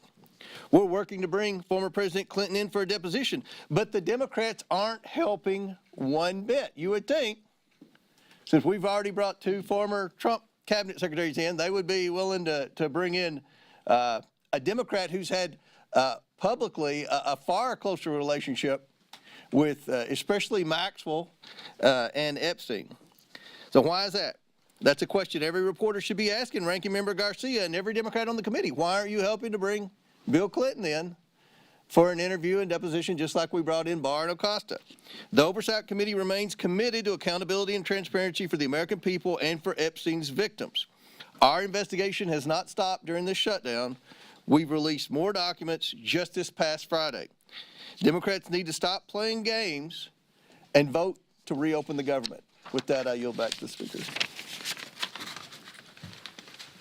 Thank you, Chairman Comer, and truly appreciate the hard work you continue to do to get the facts out. And that's what this has always been about. We want to continue to get those facts out, and your committee has been working tirelessly to do just that. As we enter the 3rd week of Chuck Schumer's shutdown, I think nobody can sum up just what is really going on better than the article yesterday in The Hill. You know, we've been saying up here for weeks that the real motivation behind the Democrat shutdown of the government is that they're afraid of the most radical far-left elements of the Democrat Party base. And yesterday, The Hill, in a pretty riveting article, laid bare the underbelly of the Democrat Party's motivation. It truly is fear of their own party's base that has driven the Democrats, especially in the Senate, to shut down the government. It's a calculated decision. And the continued votes, including yesterday, to keep the government shut down has been a direct result of the fear Democrats continue to have of their own party's base. Some of the most radical elements that you saw at the Hate America rally. We showed it up here on this dais yesterday with some of the most vile things that you saw. Many people that were holding signs calling for the death of the President of the United States. That's who Democrats in the Senate are most afraid of. And they're willing to inflict pain on millions of American families. And I think it's very important to understand what they're saying. There was one Senate Democrat aide who said people are going to get hammered by their liberal base if they vote to open up the government. So they're not concerned about the millions of families who are suffering because they're keeping the government shut down. They're just worried about getting hammered from their own base. And the speaker laid out some of this too. There was another senator who said, quote, they'd vote to open up the government yesterday if left to their own devices, but don't want to risk an angry backlash from their base. They'd be more than willing to do it. They know it's the right thing to do to open up the government, but they're scared to death of the backlash from the radicals in the Democrat Party. Another person said enough Democrats would vote to reopen the government, quote, if people were not terrified of getting the guillotine. You know what that means. When they're more scared of their own party's base, you talk about profiles in courage. That's what we're experiencing. And maybe the worst was this, because the speaker's gone over and over with some of the different states and the pain it's causing, not just here in Washington, but all around the country. In every state, there is real pain being inflicted. People that aren't sure if they're going to get another paycheck if they're working for the federal government. And there's a state, Georgia, that has a number of military bases, a lot of other federal workers. NIH is headquartered in the state of Georgia. And what is one of their senators, Senator Ossoff, thinking about all this? Another Democrat said, Senator Ossoff's calculation is, quote, do I vote to open the government up and get crushed and can't raise a single dollar of low dollar money? Or do I vote to shut the government down and get $3 million from online fundraising? Jeez. That's disgusting. Senator Ossoff is more concerned about getting low-dollar donations from maybe some donor in California who's going to click on an email and give him $100 for his reelection, and so he's causing suffering on tens of thousands of people in his home state of Georgia. Senator Ossoff ought to send that tainted, dirty money back. If he's raised $3 million off of the shutdown, off of the suffering he's caused, just so that he can get some more money from radicals around the country, go look at his finance report during the shutdown. The low-dollar donations that he's more concerned about getting than opening up the government, which is the right thing to do, because they're scared to death of their base, because they want to keep getting low-dollar donations from the most radical members of the Democrat Party. That's what this is about.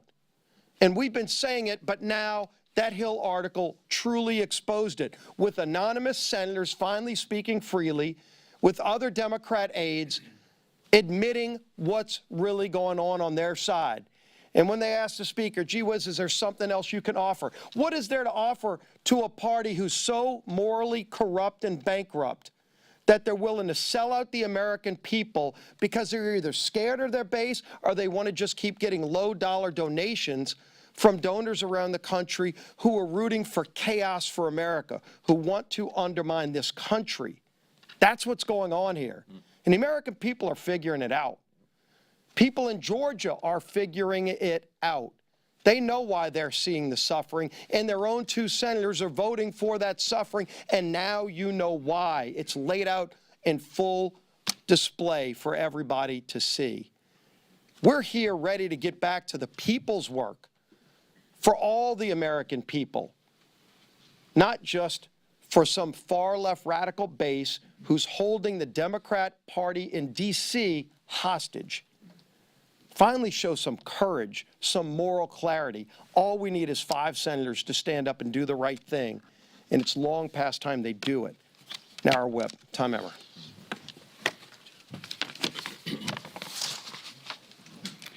Welcome to day 21 of the Democrats' shutdown, where Democrats have now voted 12 times against funding our government.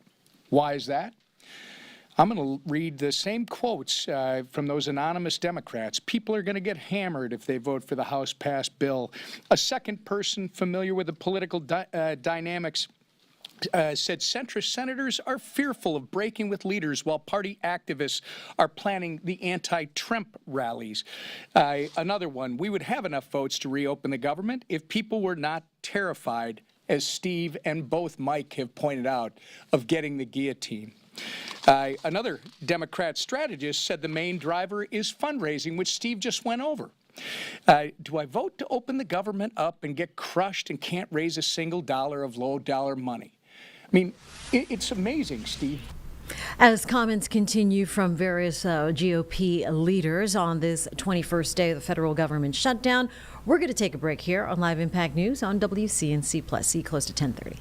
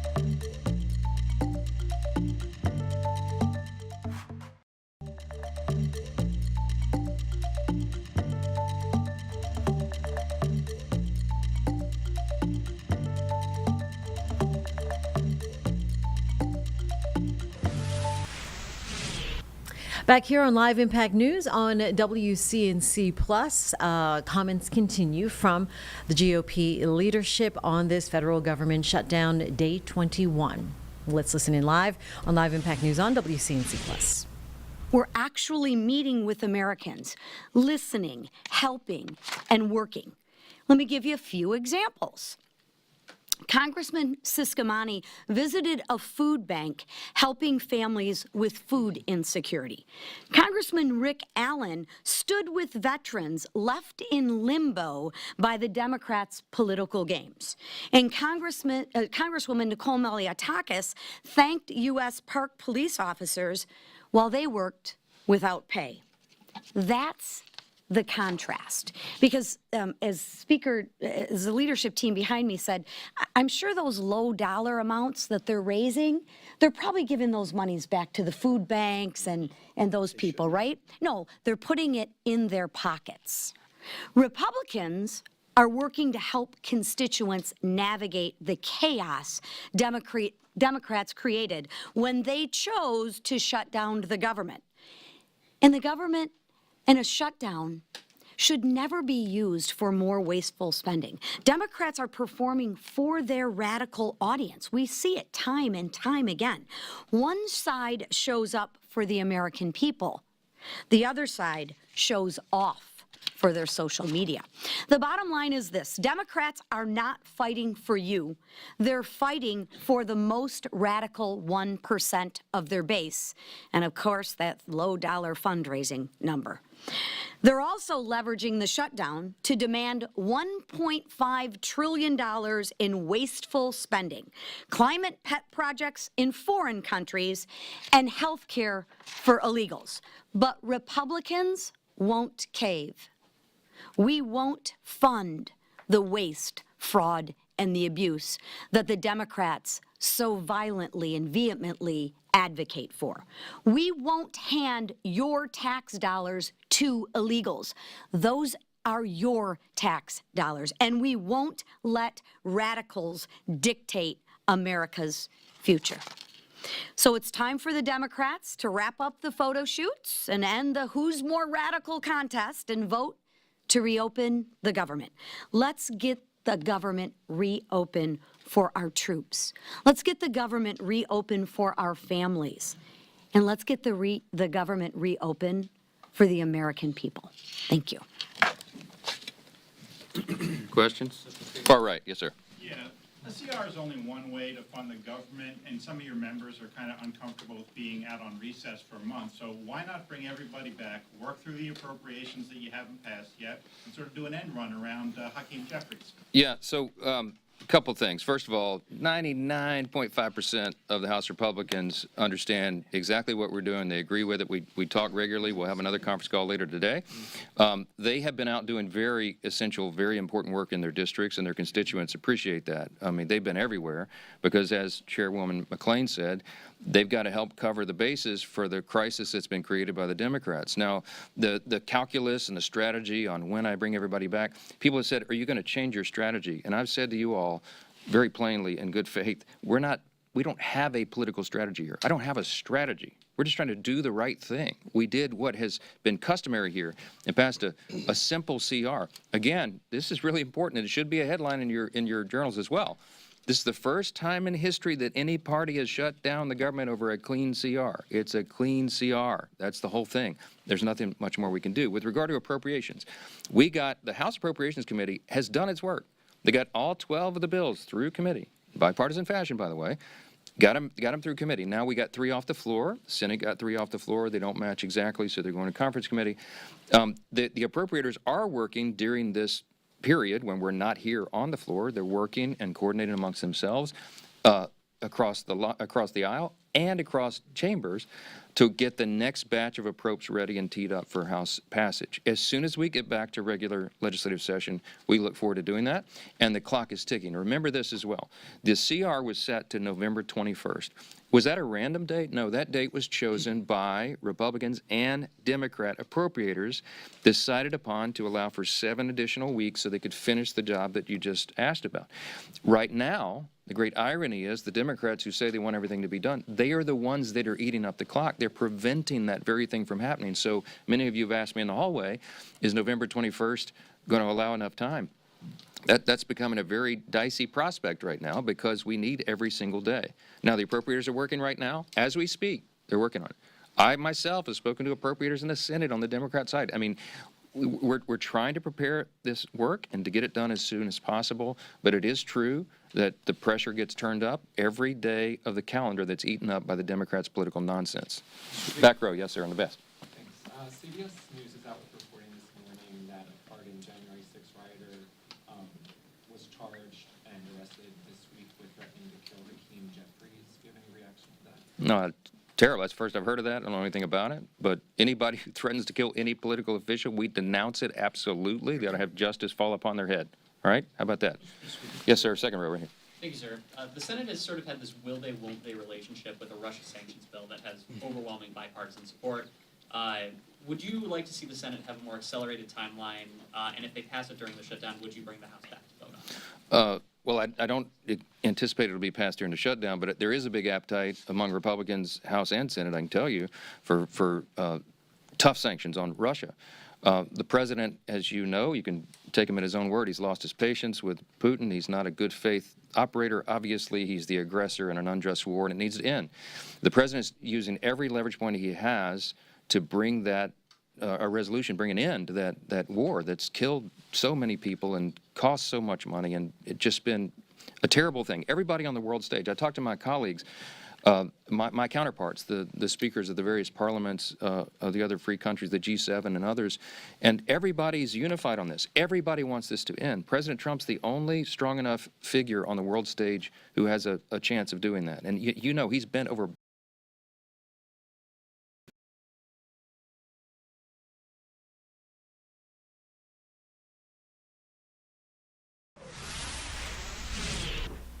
All right, everybody, it looks like that's our cue to go ahead and take a break here on Live Impact News on WCNC Plus.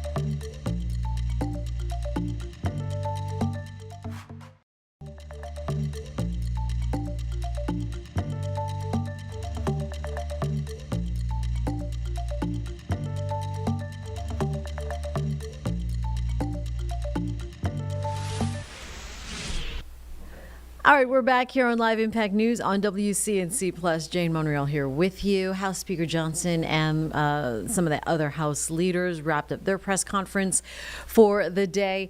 And it does look like we can now continue with Danielle Stein, who was covering earlier the Panthers' win against the Jets, but QB Bryce Young's injury as well, and what that means for the rest of the week. And she had this conversation last night with the Monday night's coverage here on WCNC Plus. End of the third quarter, when Bryce Young was trying to twist away from getting a sack, he kind of fell down awkwardly, maybe tripped over the defender's lower leg in the process of it. He goes down with an injury. He gets up on his own power, walks to the locker room, I would say limps to the locker room. And then there was some conflicting reports ever since then about what his availability would be. Well, starting first, Dave said, we're going to go back to Charlotte and figure things out, get testing done. We hear reports this morning that he's out at least this week with the Bills, but potentially 2 to 4. Then we hear Dave say, wait, pump the brakes. We're going to say it's day-to-day at this point. What do you make of, I guess, the conflicting reports that we're hearing right now? Well, I think I would lean more on the more conservative nature of the reporting and saying, hey, it probably feels like an ambitious thing to see that he plays this week. I don't doubt the player, and I also don't doubt the intentions, the good intentions of the coach, because I think, again, it comes down to the player and trying to protect the player even at times, because obviously Bryce, we've talked about a lot during his time. One of the concerns about him from a lot of people was, you know, how would this guy stay upright? How would this guy stay put together? And to his credit, other than some like little bumps and bruises type things, he's been pretty okay when it comes to his NFL career. This obviously is one you look at and say, could affect him adversely when it comes to standing upright in the pocket. It affects, obviously, you know, planting and stepping off and pushing and getting any kind of strength behind the ball. And that's something he has to be able to prove that he can do this week if he wants to have any chance of playing. I know that they said they were going to try to get him out there on Wednesday.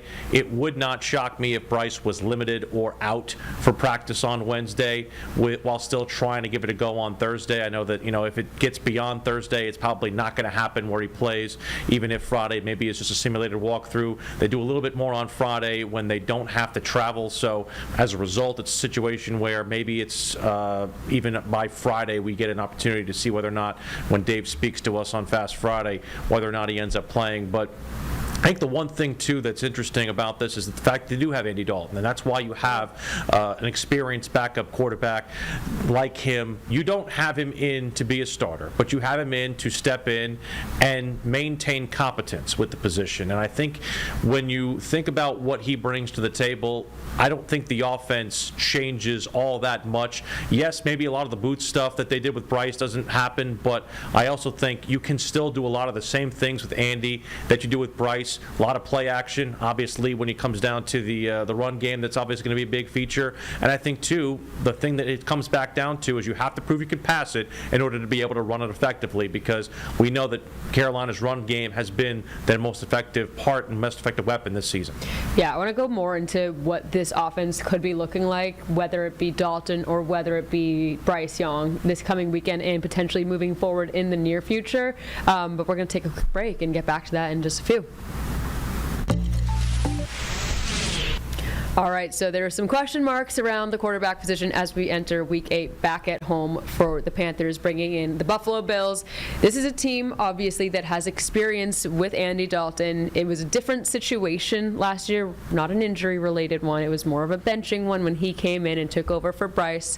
But during that time, he got to know the offense. He got to know some of the players. We heard from Xavier Legette, who just is coming off of arguably the best game of his career this past weekend, and he said he doesn't really feel like anything truly changes between if it's Bryce or if it's Andy under center. Andy likes to sling the ball, though. Like, this could potentially open up opportunities for these receivers, too. What do you think? We're going to see a lot, Danielle, about how much Dave Canales has matured as a play caller with this team. If, in fact, they can still contain the same run-pass balance and run-pass effectiveness with Andy, if in fact he does start, that they would with Bryce. I think a lot of times maybe Dave has kind of gone to the run as a clutch because of the fact that, or crutch I should say, as opposed to, maybe throwing it a little bit more, say, with Andy. And I think there were times, particularly that Seattle game last year, where he just kind of, he was throwing it almost too much. Yeah. I think a lot of that was also dictated to game situation. But the fact of the matter is that, like you said, Andy loves to sling it. XL was his favorite target when he was in there. I think he caught 13 balls and a touchdown or two when Andy was the starter. So from that perspective, you obviously look at that and say it could be a boon for XL, but I also think, too, this could be a boon for even a guy like a Hunter Renfrow, because I think Hunter has kind of gotten lost a little bit in this offense. Jalen Coker was targeted twice in his return game on Sunday, didn't have really an impact on the contest. So this could be a thing that enriches the wide receivers, because I think you don't fear this game with Andy in it. I think also, though, the biggest thing that needs to be a part of what this offense looks like, again, is still that run game. And I think if there's a big gripe that Panther fans had after the 13-6 victory over the New York Jets, it was the timeshare distribution between Rico Dowdle and Chuba Hubbard. And I think, obviously, coming off the calf injury, Chuba looked a little bit tentative, and Rico still had a lot of those violent runs. I think he had 71 yards rushing on 17 carries, and really had that violent rushing mentality and looked like he was the more effective runner. Dave and Brad Idzik basically said, we're going to alternate these guys in different series. You're going to have a Chuba series and a Rico series. And I don't know if that's necessarily the best way to go about doing it, because I think so much of what those guys do, while it is on rhythm, they will need breaks within series. And I think, maybe going back to what they kind of did before the Chuba injury, but doing it in reverse, because it does seem like Rico is the hot hand. I think you ride the hot hand for about 65% of it, and then you turn it into a scenario where Chuba becomes the change-up back. I know it might not necessarily be his best attribute, but that gets him more comfortable, that gets him more acclimated, and quite frankly also gives him an opportunity to earn some of that hot hand status back. Yeah, I mean, Dave was asked about that today, too. He said if you were to look at them, head-to-head based on what they did in this sharing of the running back carries, like this whole system that they're doing, that Rico did win the day. So does that change how you approach it? Do you put him in first? And he said no. He said we're going to keep going with it. Again, he's putting a lot of this on Chuba, is still acclimating back after this calf injury. He's, again, their money man. They've put a lot of money and investment into him. He's a proven leader on this team, whereas Rico's on a one-year deal for cheap, and they might not be keeping him. But it's true. If they're seeing the results and the yards that are coming from one person, it'll be interesting to see how that kind of pans out. But I think it is still really cool. I've said this the past few weeks on the show. Like, those two guys seem to really support each other really well, and it's awesome. Like, there doesn't seem to be at least externally a competition between the two of them in terms of like, I think I should be getting more than the other because I had 400 plus rushing yards in 2 games. But it's awesome that they're both wanting to help each other out, and they're getting into this break. And yes, they're both coming off of 1,000-yard rushing seasons themselves too, so they both have the potential of doing big things in these series on their own too. But it might just be deciding who's getting the start, and that might be seen differently this weekend. Buffalo does not have a very strong run defense, so this could be a good opportunity for them, if it is Andy Dalton, to really use these two, and also throwing Trevor Etienne in there as well, as like some of the strongest offense that they have in that game. It's too bad this is all happening right when Buffalo's in town, when this team is riding high, 3 straight wins, one of the best teams in the NFL. Maybe that's kind of disappointed a little bit compared to what people thought, but it's still Josh Allen, and it's still his offense. People wanted to see a really good game, and we still might, but I think there's just a little bit of a question mark coming into this now. I think very much so, and I think also you're going to see a desperate Buffalo team after the way they've played over the course of the last couple of weeks and results that I think they didn't really expect over the course of their last couple of weeks too. And just another note and thought on the running back scenario, I do like you said, that it hasn't turned combative between those two, and it's probably more fodder for us outside the locker room than it is for them inside the locker room. But I also think too that Dave has to kind of recognize when what is working for that particular reason. And I understand that maybe some of the runs that they call for Rico might be different than what they call for Chuba, and they're asked to do different things. But I think from the standpoint of where the Panthers sit, you have to do what's best for the football team. And while you want to play the money man after you've paid the money man, you have to obviously make sure that you are doing right by the rest of the locker room. We see this happen not just with the running back position. We see it happen all the time. Sure. And positions that where, somebody obviously is shining out over the other, you have to do right by the other 52 guys in that locker room, or in this case it'd be 51, whereas you look at that and say, hey, am I hurting the football team by trying to ride this out with Chuba as the starter? And so I think it's a situation where it's probably going to be a consistent evaluation. As my people who have been here longer than me can tell me, D'Angelo Williams and Jonathan Stewart, that was not 100% perfect right away. Sure. That was a And we are going to take care of one last bit of business as we go to a 2-minute break here on Live Impact News on WCNC Plus.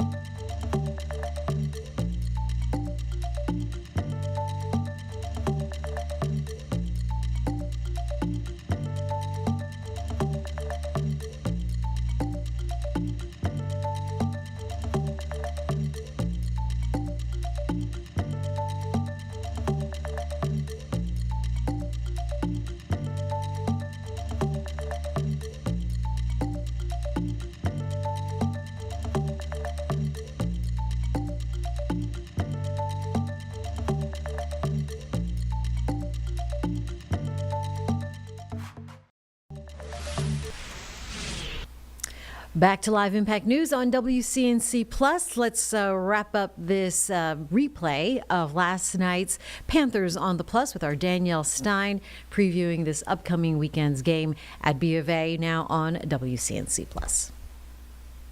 Week evaluation period where they tried to figure out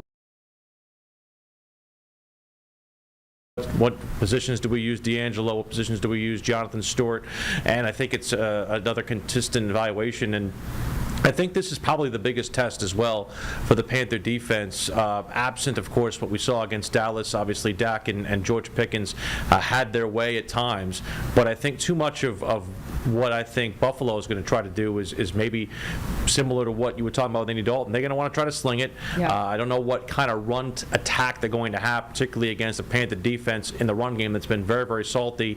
I think you have to try and figure out a way to get to Josh Allen, and I think it comes down to Ejiro Evero doing the things that he did against the Jets, sending pressure with extra men and trying to at least manufacture those looks in his face. He's one of the best at standing upright when it comes to pressure and eluding pressure, and also also as well in the run game with him is something you have to account for as well with Josh Allen. So this is a very, very big test for Gio Alvaro, and I think this will totally tell the story about whether or not this Panthers defense has arrived and come full circle from what obviously was a very bad season a year ago. We talked about some of those guys on defense who are those leaders and those veteran players, JCDB, but like what we're seeing out of Princely Mamiellen and Nick Scorton, the two rookie edge rushers, like they are having so much fun out there, it looks like, and they have been so impactful every single game. We saw both of them were fantastic against the Jets, both of them with at least a sack. Nick has been itching to finally get his first one, and he got a half at first when he combined with DB on one, but then he got his own solo sack, so that was fantastic for him. I think they will be two people I would really be watching out for on trying to get to Josh Allen in that game. I feel like that is going to be a fun matchup. We have lots more to talk about with this game, but after we see the Bank of America Stadium with the Bills, we're going to be seeing it with a Charlotte FC playoff match. So I want to get on that really quick before we take a break, just get the ball rolling, yes, if you will. They got home field advantage. They got fourth in the East. That's what they've been wanting all season. But again, at what cost? A Tuesday night is not ideal for them, but it's a matchup that's also maybe not their most favorable one. It's the team that broke that winning streak that they had when they were going for their 10th, which would have broke that MLS all-time record. But New York NYCFC is coming to town. What are your just early impressions on what this series is going to look like? Well, you also remember that they were the team that helped Charlotte FC start the winning streak too, as well at the beginning. So sandwich. It's either team that they could have played potentially in that spot. New York or Nashville kind of brought about the same thing. You hadn't played Nashville in forever, so I think I like that you see a team that you'd seen more recently.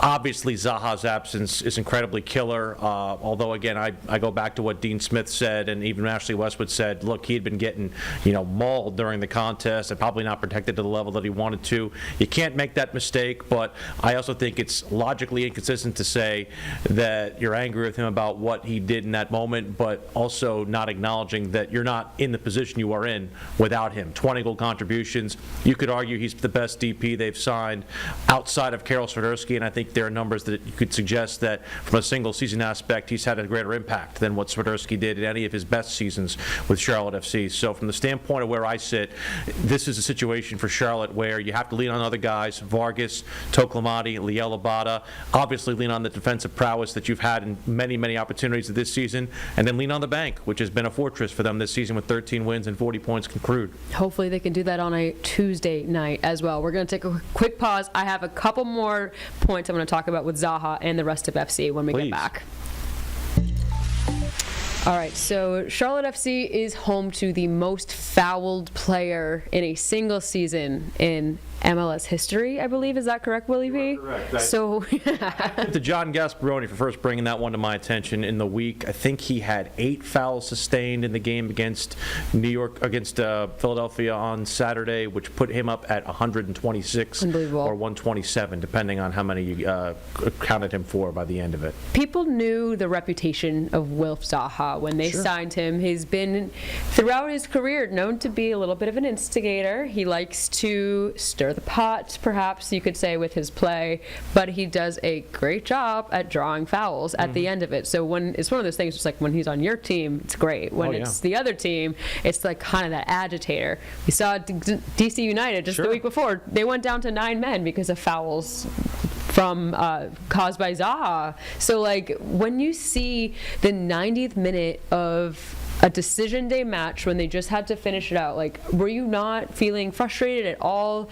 Of course, that, like, we've seen him get all these fouls and fouls and fouls on him for the whole season, but like, you gotta just go for 3 minutes, right? Well, when I tweeted out that stat, there were more than a couple of Charlotte FC fans who came back at me and said, and that's just the ones that were called. Sure. So I think there was a big frustration, not just with the ones that weren't called, but it does seem like that when it persistently happens during a game, it's not properly punished. And, even people ask me, from a yellow card standpoint, how many of those fouls against him were probably yellow card level offenses, but they get lost in the shuffle because just Zaha accrues so many fouls. So I do think that there is maybe a greater responsibility on those protecting him who are at least.